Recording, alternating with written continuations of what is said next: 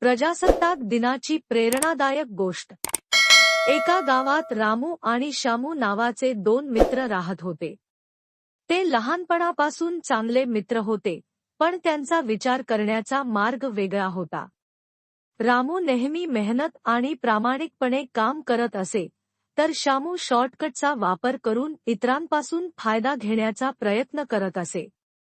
एका दिवशी प्रजासत्ताक दिनाच्या निमित्ताने गावात एक मोठा समारंभ आयोजित केला गेला।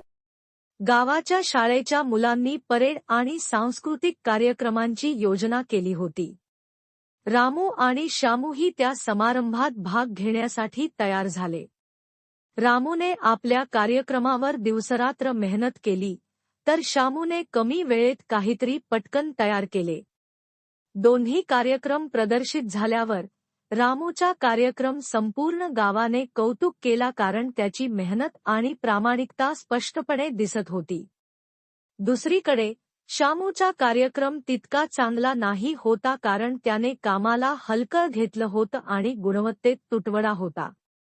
समारंभानंतर रामूने श्यामूला सांगितले, "बघ, प्रजासत्ताक दिन आपल्याला हे शिकवतो की आपल्याला आपल्या देशासाठी प्रामाणिकपणे, मेहनतीने आणि सत्यतेने काम करायला हवं। जर आपण हे गुण अंगीकारले, तर आपण फक्त स्वतःच नाही, तर आपल्या देशालाही पुढे नेण्यास मदत करू." श्यामूला त्याची चूक समजली आणि त्याने ठरवले की भविष्यात तो मेहनतीने आणि प्रामाणिकपणे काम करेल। कथा उपदेश प्रजासत्ताक दिन आपल्याला हे शिकवतो की मेहनत, प्रामाणिकपणा आणि सत्यतेच्या माध्यमातूनच आपण आपल्या जीवनात आणि देशात खरा यश मिळवू शकतो।